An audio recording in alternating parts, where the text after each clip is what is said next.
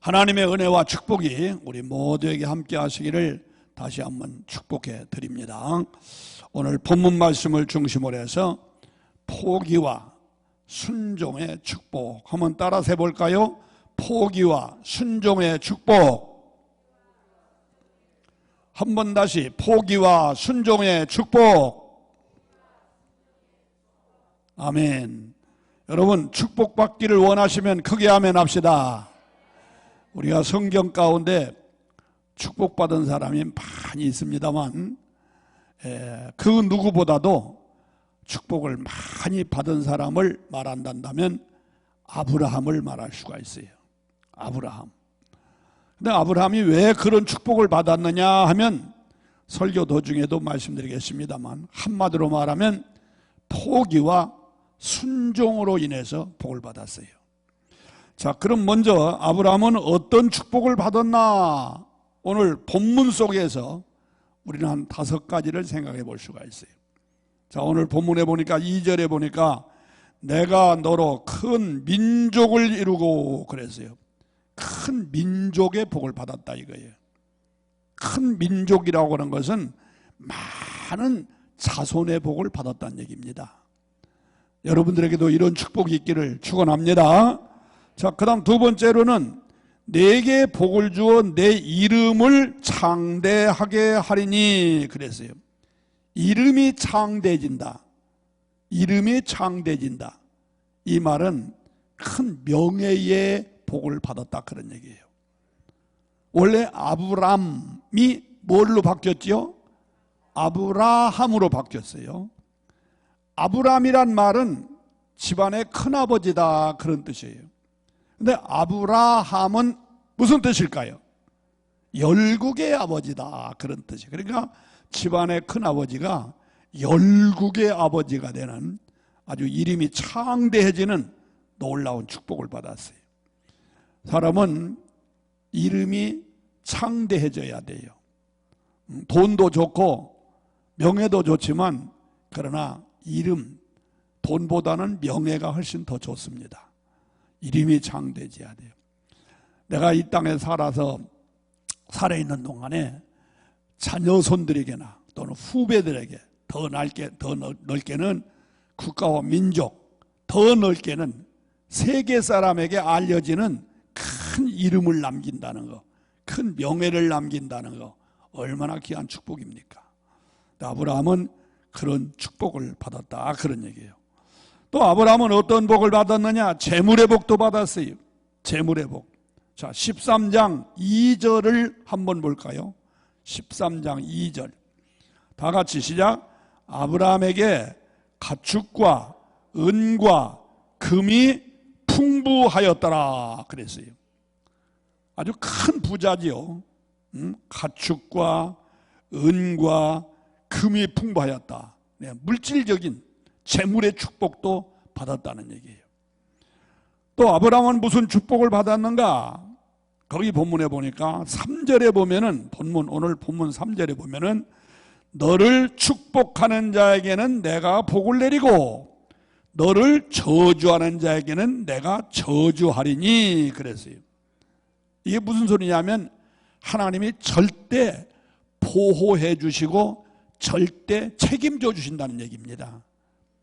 그러니까 너를 축복하는 사람은 내가 그 사람도 복을 주고 만약에 너를 저주하는 놈은 내가 그 놈도 내버려 두지 않겠다 이거예요. 하나님이 절대 보호해 주시는, 절대 책임져 주시는, 절대 보장해 주시는 이런 축복 얼마나 좋습니까? 요즘 얼마나 세상이 불안해요. 그런데 하나님께서 나와 여러분들을 내가 너에게 복을 빌어주면 그 사람도 복을 주고 만약에 너를 해꾸치면 내가 그놈을 내버려 두지 않겠다.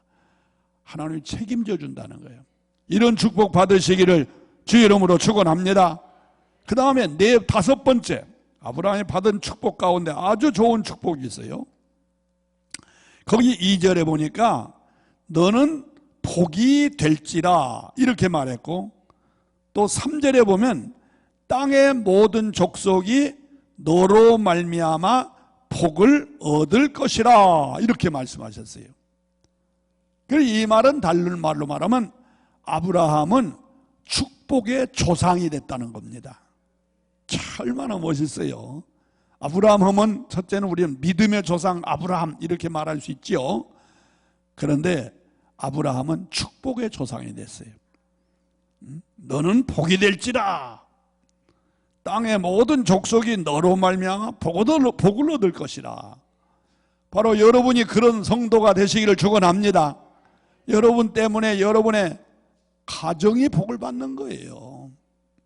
여러분 때문에 여러분의 후손들이 복을 받는 거예요. 더러 그런 분들이 있거든요. 오늘 우리가 잘 되고 축복받은 것은 우리 할아버지 믿음 때문입니다. 아니면 우리 고조 할아버지의 믿음 때문입니다. 그런 얘기를 가끔 들어요. 바로 여러분들이 축복의 조상이 되시기 바랍니다. 내가 잘 믿고 하나님 중심으로 살면 하나님이 여러분에게 복을 주실 뿐만 아니라 여러분의 자녀들도 그 후손들도 복을 받는다 이거예요. 축복의 조상이 된다. 자, 이렇게 아브라함은 5가지 복을 받았어요. 첫째는 큰 민족을 이루는 자손의 복을 받았고, 두 번째로는 이름이 창대해지는 명예의 복을 받았고, 세 번째로는 가축과 은과 금이 풍부한 재물의 복을 받았고, 네 번째로는 너를 축복하면 내가 그 사람도 복을 빌어주고 너를 저주하면 내가 그놈도 저주하리라. 하나님이 절대로 보호해 주시고 책임져 주시고 보장해 주시는 복을 받았고, 마지막으로 제일 좋은 것은 축복의 조상이 됐다는 거예요. 이런 축복 받기를 원하시면 아멘 합시다. 우리 한번 복창을 한번 해보십시다. 주여 나에게도 아브라함에게 주신 축복을 주시옵소서. 자손의 복, 명예의 복, 재물의 복, 보호의 복, 축복의 조상이 되는 복 주시옵소서. 더 크게 주시옵소서. 그런 축복 받으시기를 주의 이름으로 축원합니다. 우리 예수 믿는 사람이 축복받아야 돼요.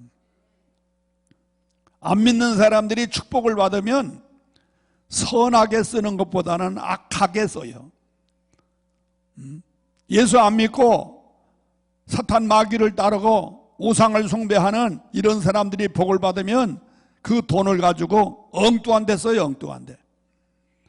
그러나 우리 예수 믿는 사람의 축복을 받으면 하나님의 영광을 위해서, 또 선한 일을 위해서, 불쌍한 이웃을 위해서, 국가와 민족을 위해서 봉사하는 일이 많이 있고, 또 예수 믿는 사람의 축복받으면 교회가 여러 모양으로 큰 일을 할 수 있고, 그 교회를 통해서 또 미자립 교회를 돕고 해외 선교를 하고 구제를 하고 얼마나 일을 많이 합니까? 그러므로 예수 안 믿는 사람도 복을 받아야 되지만 특별히 우리 예수 믿는 사람이 축복 많이 받으셔서 하나님께 영광 돌리는 역사가 있기를 주의 이름으로 축원합니다. 반드시 아브라함과 같은 민족의 복도 받고 명예의 복도 받고 재물의 복도 받고 하나님이 책임져 주시고 보호해 주시는 복도 받고, 특히 마지막 대목 축복의 조상이 되는 네가 복이 될지라. 너로 인하여 땅의 모든 족속이 복을 받게 될 것이다. 여러분, 이 말씀이 사실로 이루어졌을까? 이루어지지 않았을까? 사실로 이루어졌어요. 여러분, 아브라함의 후손이 누구요? 아브라함의 후손, 믿음의 후손은 우리들이지요. 우리도 아브라함의 믿음의 후손들입니다. 그런데 혈통적인 후손은 누굴까요? 유태인들, 이스라엘 백성들. 근데 하나님께서 아브라함에게 땅의 모든 족속이 너로 인하여 복을 받는다 한 말씀과 같이 특히 혈통적인 유대인들이 어마어마하게 축복을 받았습니다. 미국이 잘 산다고 말하지만 사실 미국에서 잘 사는 사람이 누구냐면 유태인들입니다. 영국이나 프랑스나 세계 모든 선진국에서 잘 사는 사람들이 주로 유태인들이에요. 하나님께서 아브라함에게 축복하신 대로 그의 후손이 복을 받았어요. 그리고 간접적인 후손은 나와 여러분들 마찬가지예요. 우리도 영적으로 아브라함의 후손이에요. 그럼 우리도 축복을 받아요. 세계 많은 나라들 가운데 기독교가 들어간 나라, 아브라함과 같은 믿음이 있는 나라가 대체적으로 잘 삽니다. 성경 말씀 그대로 이루어진 거예요. 그러므로 저와 여러분들 다시 한번 말합니다만 이 축복을 받고 직간접적으로 하나님께 영광 돌리는 성도가 되시기를 축원합니다. 자, 그러면 아브라함이 이런 놀라운 축복을 받게 된 동기가 뭘까? 이유가 뭘까? 그 비밀이 뭐였는가? 오늘 본문을 중심으로 해서 5가지를 생각해 볼 수가 있어요.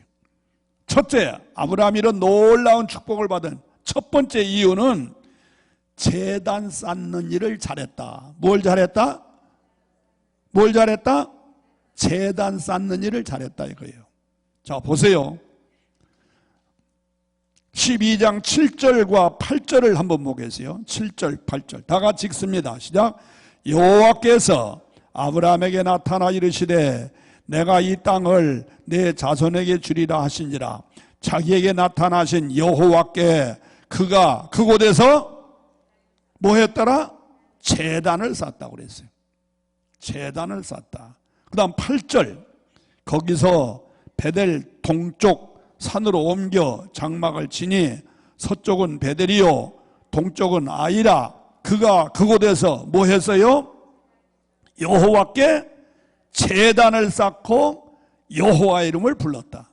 제단을 또 쌓아요 거기서. 자, 또 13장 가서 보세요. 13장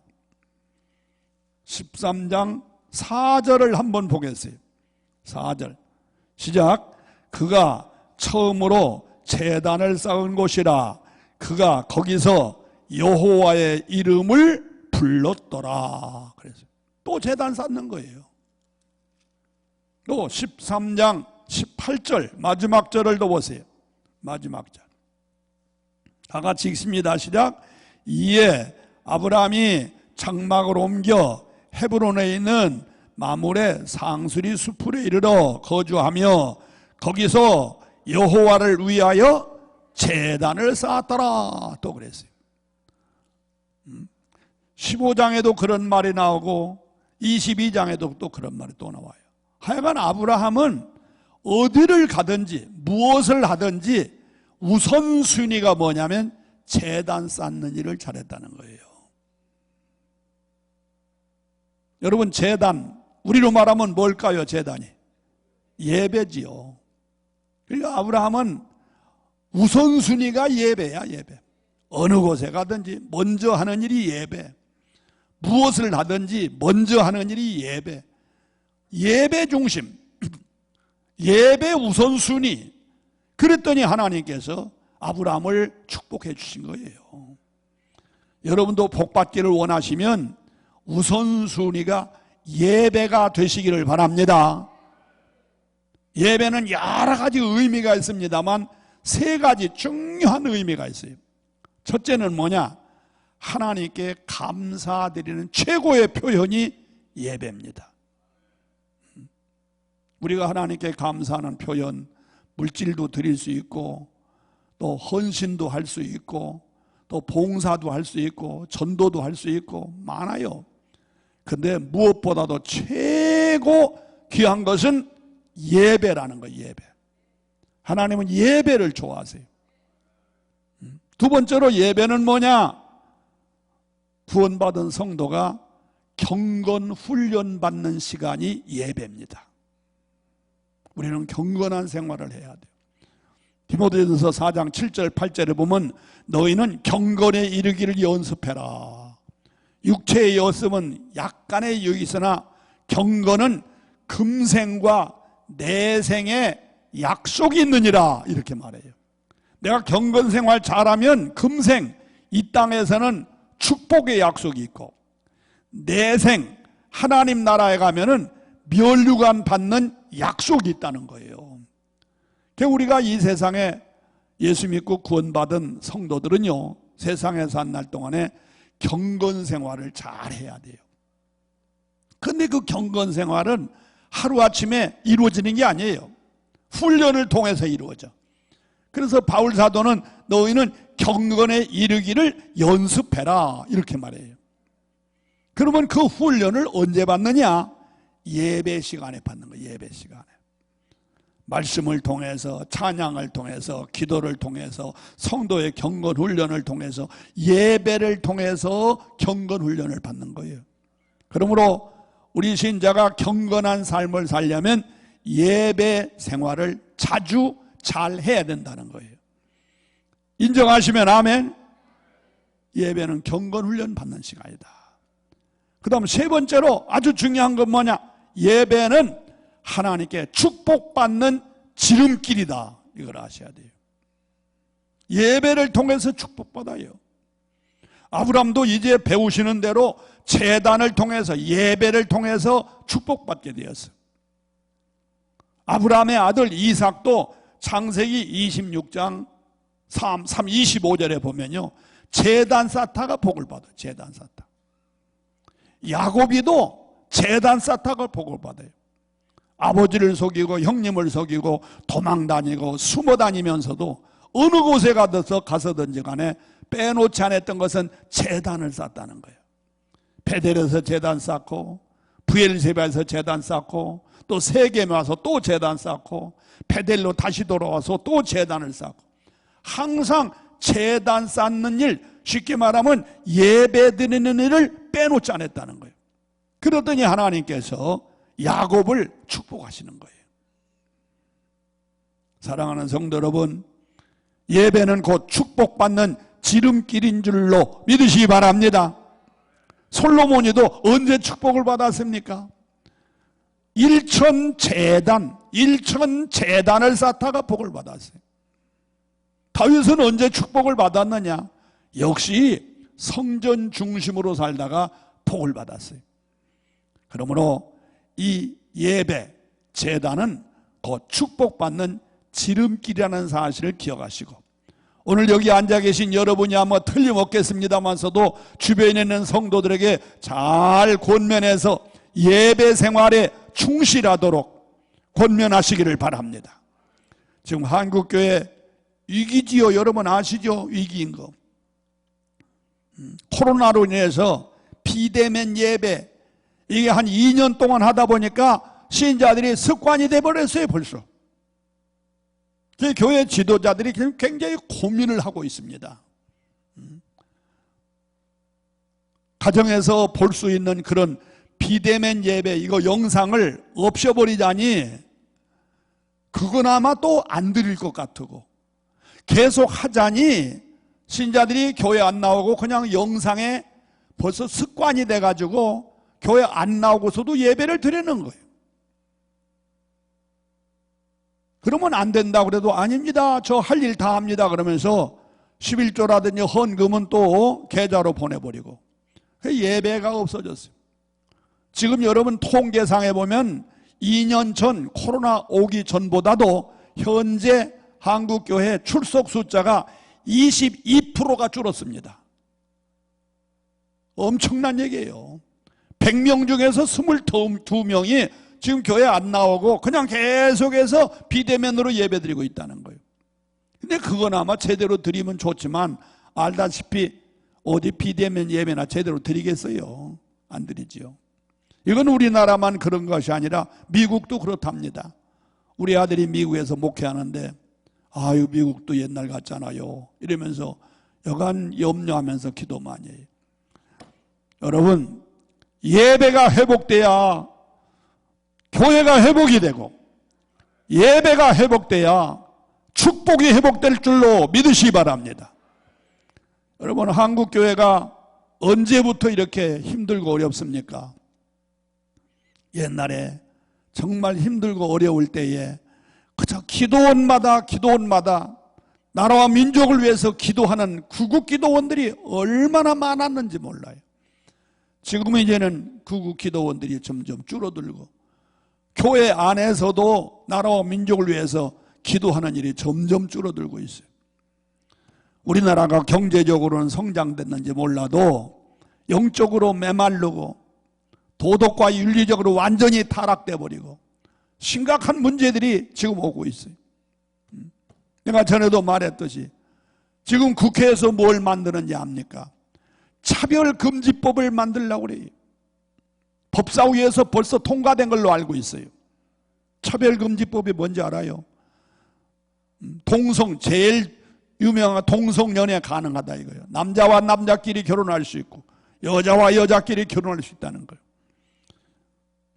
이게 통과되면 앞으로는 기가 막힌 일이 생겨요. 며느리라고 데려왔는데 남자를 데려오는 수가 있고 사위라고 데려왔는데 여자를 데려오는 수가 있고 이게 보통 문제가 아닙니다. 심각한 문제예요. 지금 이걸 국회에서 통과시키고 있어요. 소위 진보적인 당들이 뭐 노골적으로 말하면 그쪽 당은 말이에요. 숫자가 많기 때문에 그 사람들이 지금 167석, 뭐 168석 이 숫자를 가지고 우리 회기 동안에 통과시켜야 된다. 이래가지고 밀고 나가고 있어요, 지금. 심각하죠, 심각해요. 차별금지법이 생기면 이단을 이단이라고 못해요. 신천지, 만약에 강단에서 신천지가 이단이다 그러면 고발하면 당해요. 심각한 문제 아니에요. 아까도 말한 대로 남남끼리 여자끼리 결혼하겠으니 목사님 주례 좀 해주세요. 그러면 주례 안 해주면 고발당합니다. 이거 언제부터 이렇게 됐느냐? 한국교회가 경제적으로 성장해서가 아니라 예배가 문제가 있을 때에 이런 문제들이 점점 많아지고 있어요. 여러분, 한국교회 예배가 살아야 될 줄로 믿습니다. 아멘. 저는 이 기도원에 와가지고서도 늘 안타까워요. 제가 2000년도부터 이 강남 금식기도원에 강사로 오기 시작했어요. 옛날에는 이 자리가 꽉 찼어요. 여름방학 때 같은 데는요, 옛날에는 이런 책상 없었잖아요. 의자만 쫙쫙 놨는데도 쫙 가득 차고 앉을 데가 없다가 여기 올라오고 강단까지 올라와서 설교자가 움직이지도 못하고 그냥 그 자리에서만 설교했었습니다. 저도 그런 설교를 여러 번 했어요. 그런데 지금은 진짜 지금이야말로 예배가 회복되고 재단이 회복돼야 될 때에 점점 이 쇠퇴가고 있어요. 그래도 이 강남 금식기도원 비록 사람은 적게 나오고 경제적으로는 좀 적자 운영이 된다 할지라도 그래도 재단불 끄지 않기 위해서 모여주는 거 여러분 감사하시기를 바랍니다. 기도해 주시기를 바랍니다. 지금 기도원들 문 많이 닫았습니다. 운영이 안 돼요. 안 모이기 때문에. 하여간 한국 교회가 살려면 예배가 살아야 될 줄로 믿습니다. 예배는 성령의 불쏘시개를 만드는 것이에요. 개인적으로 기도하는 것도 중요하지만 교회가 공동체가 되어서 예배 드릴 때 그 예배를 통해서 위에서 말씀드린 대로 하나님께 감사의 표현도 될 수 있고 경건 훈련을 받을 수도 있고 축복의 지름길도 찾을 수 있고 또 성령의 불을 다시 회복시키는 이런 역사가 이루어질 수 있다는 거예요. 바로 나와 여러분들이 예배의 회복자가 되시기를 축원합니다. 개교에 돌아가서도 예배의 회복자가 되셔서 교회마다 예배가 살아 움직여야 돼요. 지금 한국교회에 오후 예배 많이 없어져요. 수요 예배 안 드리는 교회가 수두룩합니다. 우리 주변에도 수요 예배 안 드리는 교회들이 수두룩해요. 다시 말씀드립니다. 예배는 축복받는 지름길인 줄로 믿습니다. 다시 정리합니다. 예배가 뭐냐? 하나님께 감사드리는 최고의 표현이다. 예배는 경건훈련 받는 시간이다. 예배는 하나님께 축복받는 지름길이다. 그러므로 예배 생활 잘 하셔서 하나님께 인정받고 하나님께 축복받는 저와 여러분이 되시기를 주의 이름으로 축복합니다. 자, 두 번째로 아브라함은 왜 이런 놀라운 축복을 받았을까?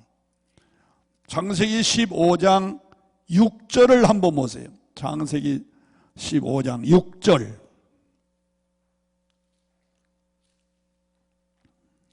찾으셨으면 다 같이 한번 읽어볼까요? 시작. 아브라함이 여호와를 믿으니 여호와께서 이를 그의 의로 여기시고 그랬어요.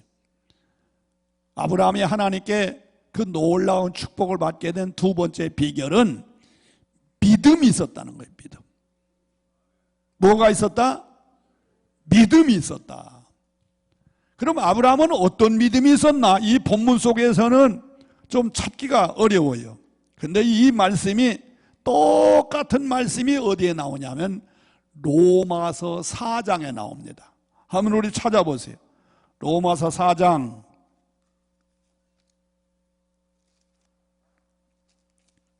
자, 로마서 4장 찾으셨으면 아멘. 아직 못 찾으셨어요? 예.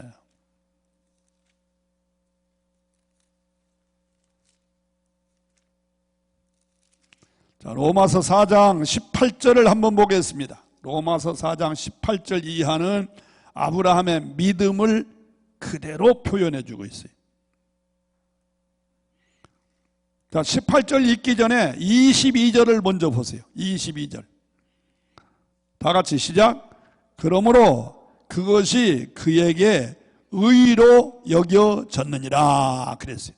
자, 아까 우리 창세기 15장 6절에 이 말씀이 나왔죠. 아브라함이 하나님을 믿으니 그걸 의로 여기셨다. 그 말씀이 나왔지 않습니까? 바로 여기 22절에 그러므로 그것이 그에게 의로 여겨졌느니라. 그러면 아브라함의 어떤 믿음이 하나님 앞에 의로 여기셔서 축복을 받았느냐? 그 앞에 나와요. 18절을 한번 보겠습니다. 다 같이 시작. 아브라함이 바랄 수 없는 중에 바라고 믿었으니, 바로 그거예요. 아브라함이 바랄 수 없는 중에 바라고 믿었으니, 그 믿음, 그게 뭐냐면 창조적인 믿음이에요. 창조적인 믿음. 인간의 이성으로는 바랄 수가 없어요. 인간의 상식으로는 절대로 바랄 수가 없어요. 인간의 이치로는 도저히 받아들일 수가 없어요. 그런데도 믿었다 이거예요. 그런 믿음을 가리켜서 무슨 믿음이라? 창조적 믿음이라고 해요. 여러분, 하나님은 누구십니까? 창조자이신 줄로 믿습니다. 말씀 한마디로 천지만물을 창조하신, 무에서 유를 만드신, 없었던 걸 있게 하시는 창조자 하나님이심을 믿으시면 아멘. 바로 아브라함은 그런 믿음이 있었다는 거예요. 바랄 수 없는 중에 바라고 믿었다. 하나님이 함께 하시면 없는 것도 있게 하시고, 불가능도 가능케 하시고, 안 되는 것도 되게 하시고, 그런 하나님을 믿었다 이거예요. 여러분도 그런 하나님을 믿으시기 바랍니다. 내가 비록 육신이 병이 들어서 의사의 말에 의하면 도저히 살아날 수 없다 한다 할지라도 하나님이 역사하시면 살아남을 줄로 믿습니다. 인천에 무슨 교회든가 큰 교회, 나겸일 목사님, 무슨 교회지 그 교회가? 어? 무슨 교회? 주한장로교. 어마어마 큰 교회죠. 나는 그분의 간증을 듣고, 이야, 참 대단한 일이구나. 그분이 간암 말기 환자였어요. 그래서 병원에서 당신 앞으로 길게는 3개월, 짧게는 3일 후에 죽습니다. 이렇게 결론이 내려졌어요. 본인도 포기하고 낙심 중에 참 믿음이 좋은 분인데도 길게 3개월, 짧게는 3일 안에 죽는다니까 실질적으로 막 배가 부르고 온 몸이 그냥 다 끝난 거예요. 그런데 그 사모님이 믿음이 참 좋았더라고. 3일 후에 죽는다 할지라도 죽는다고 말하지 말라고 말이에요. 하나님은 창조자라고, 하나님이 역사하시면 당신이 고칠 수 있다고 말이에요. 죽을 때 죽더라도 죽는다고 말하지 말라고. 아이고, 그 사모님 대단하시더라고.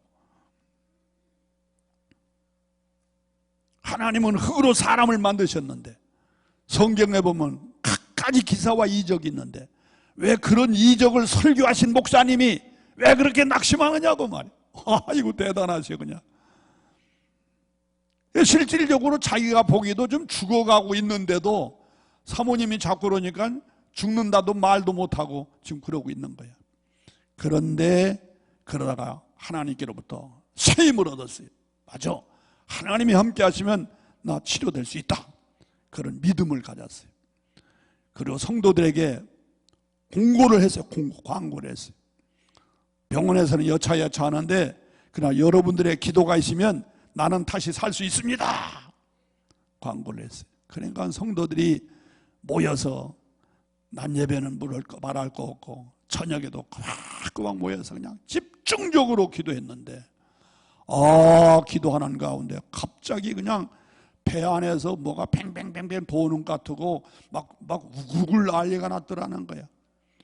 그래서 웬일인가 하고서 화장실 가고 싶어서 화장실에 가서, 화장실도 가지도 못해요. 대변기를 갖다가 이렇게 놓고 쌌는데 시커먼 피가 섞인 똥이 쫙 빠져나오더라는 거예요. 그러면서 좀 뱃속이 편해. 좀 있다가 또 대변 보고 싶다고. 그러니까 또 갖다 대니까 또 쫙 해가지고 자그만치 막 배가 이렇게 부어가지고 막 이렇게 이랬는데 덩치도 구번이 크지 않습니까? 쫙 빼기를 12통을 받아냈다. 12통. 똥통을 12개를 받아내. 그러고 나면 그냥 싹 나서 버렸어 그냥. 이야. 근데 그분이 완전히 죽었다가 다시 산 사람이에요. 그러니 얼마나 그분이 신바람 나게 목회를 하겠습니까? 그러니까 그 교회가 막 10만 명 이상 모이는 교회가 돼가지고 세계적인 교회가 됐지 않습니까? 참 나는 그 간증을 들으면서 내가 그런 믿음이 있을까? 쉽지 않을 것 같아요. 쉽지 않을 것 같아요. 내가 나무에서 떨어져 가지고 한 보름 동안 병원에 입원한 적이 있었는데 그때 나는 그런 믿음보다는 내가 죽으면 천국 가겠지, 그 생각만 들지 딴 생각 안 들더라고. 하나님 빨리 치료해 주십시오, 그런 기도는 안 되더라고. 물론 기도했지만 그냥 하나님 역사하시면 금방 낫는다, 그런 믿음은 아니더라고.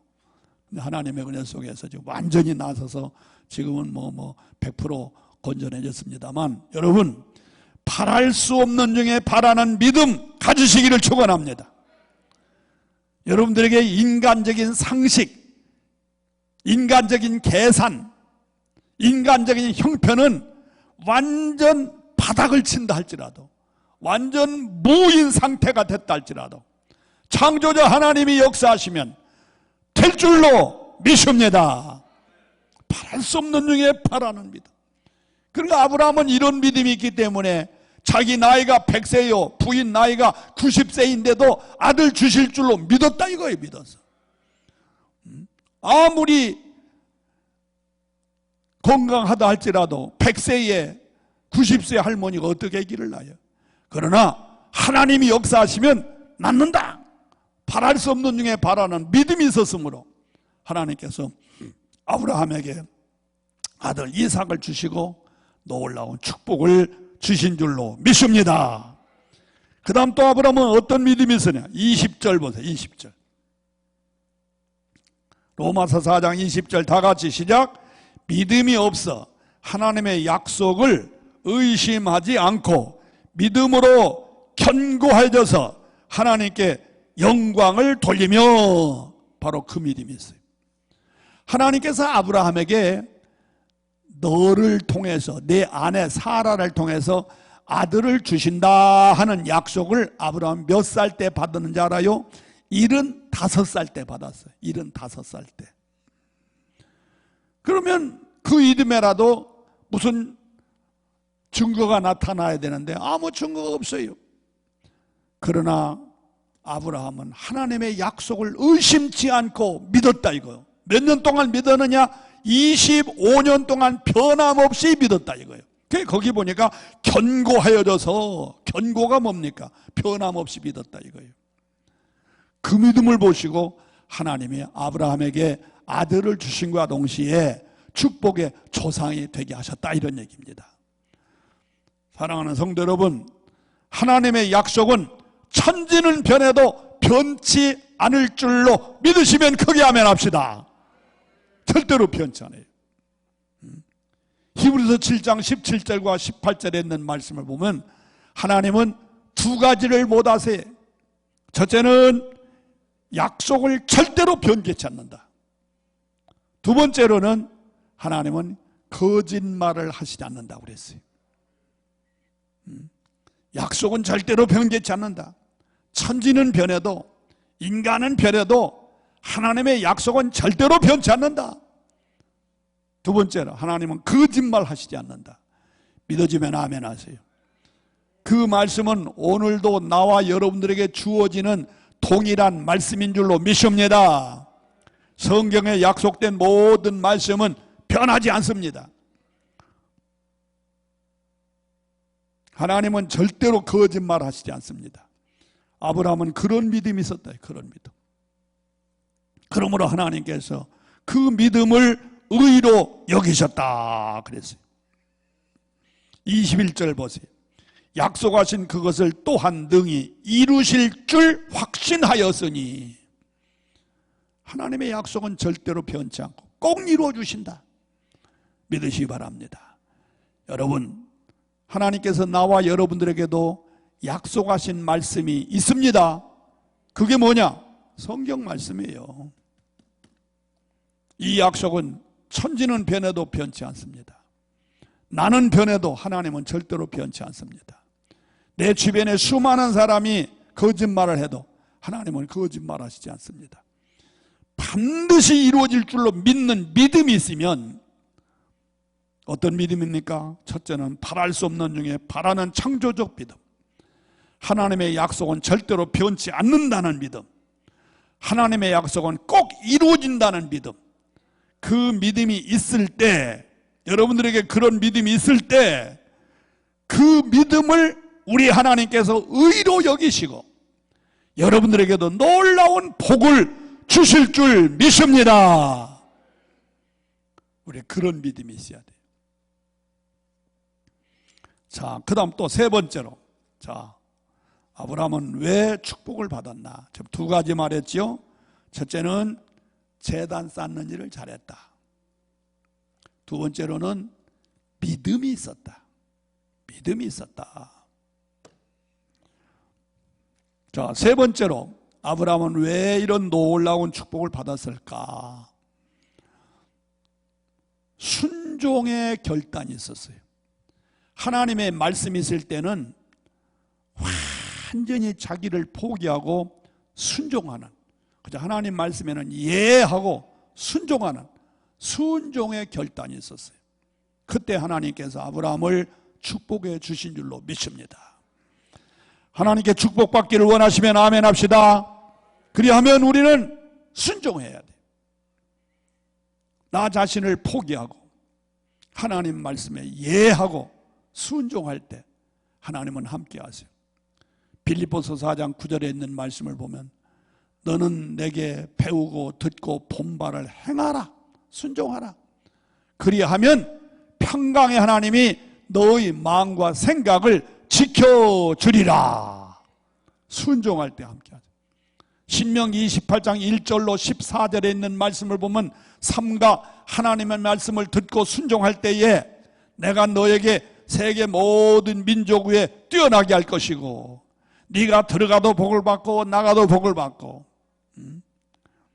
너의 자식과 우양이 복을 받고 네가 하는 모든 일마다 복이 되게 하신다고 약속하고 있어요.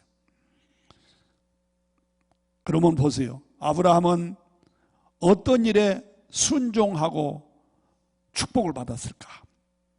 그 1절, 오늘 창세기 12장으로 돌아갑니다. 창세기 12장 1절을 보세요. 1절. 여호와께서 아브라함에게 이르시되 너는 너의 고향과 친척과 아버지의 집을 떠나 내가 네게 보여줄 땅으로 가라 이렇게 말씀해요. 너의 본토 친척집을 떠나 가라 이거예요. 근데 아브라함은 아니요 안 했어요. 예 하고 떠나갔습니다. 사실 여러분, 하나님께서 아브라함 보고 고향과 친척과 아비집을 떠나라, 이거 굉장히 어려운 일입니다. 자기가 살던 고향, 일가 친척이 있고 정든 고향, 그것을 떠난다는 게 얼마나 어려워요. 그러면 어디 좋은 데를 마련해 놓고 그곳으로 가면 내가 다 예배해 놓을 테니까 가라, 이러면 몰라도 그것도 없어요. 어디로 가라는 것도 없어요. 무조건 거기는 떠나라 이거예요. 왜 그럼 하나님이 고향과 친척과 아버지의 집을 떠나라고 말했을까? 그 이유는 그곳에는 죄악의 도석이에요. 우상이 많고 죄가 많은 곳이라 하나님께 축복을 받으려면 우상의 도시, 죄악의 도시, 그곳 살면 안 되겠으니까 하나님이 그것을 떠나라는 거예요. 하나님은 오늘도 나와 여러분들에게 이런 명령을 하고 계신 줄로 믿습니다. 네가 살고 있는 곳이 죄가 있는 곳이면 떠나라 이거예요. 우상이 있는 곳이면 떠나라는 거예요. 아무리 정든 곳이고 내가 손해를 보는 한이 있을지라도 죄가 있는 곳, 우상이 있는 곳은 떠나라는 거예요. 그래 하나님이 축복하세요. 예수 믿고 구원받은 사람들도요, 아직도 죄악의 끈을 놓지 못하고 인간의 어떤 정이나 감정이나 아니면 동정이나 그런 것을 끊지 못하고 붙들고 있는 사람이 많이 있어요. 그럼 하나님이 절대로 축복하시지 않습니다. 끊어야 돼요. 성경 보면 위대한 사람들은 다 이걸 잘했어요. 예수님도 수많은 사람이 예수님을 그냥 왕으로 삼으려 했지만 끊을 거 끊었어요. 모세도 끊을 거 끊고 하나님의 뜻을 따랐어요. 바울도 끊을 거 끊고 하나님의 뜻을 따랐어요. 그럴 때 하나님께서 그들을 크게 써주시고 붙들어 주신 거예요. 오늘도 마찬가지입니다. 내가 있는 곳이 죄가 있는 곳이라면, 내가 있는 곳이 하나님의 뜻에 맞지 않는 것이 있단다면 과감하게 끊을 수 있는 결단이 있을 때 하나님이 그를 붙들어 주실 줄로 믿습니다.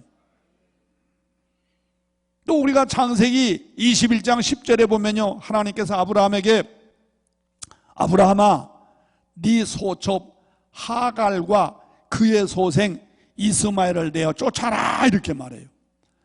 이것도 굉장히 어려운 명령이십니다. 왜? 하갈이 비록 자기 소첩이지만 자기한테 먼저 아들을 낳아준 여자가 하갈입니다. 또 이스마엘도 본초에서 나진 않았지만 어쨌든 자기 피부치로는 첫 번째 난 아들이 이스마엘 아닙니까? 근데 하나님께서 하갈과 그의 소생 이스마엘을 쫓아내라. 왜 그랬을까? 만약에 그 사람들이 있으면 집안이 시끄러워요. 사라하고 하갈하고 자꾸 싸웠었고, 또 이제 나중에 이삭이 나면 이스마엘하고 또 싸웠었고, 그러면 그 집안이 시끄러워. 하나님께서 그대로 두면 안 되니까 내쫓아라 이렇게 말하는 거예요.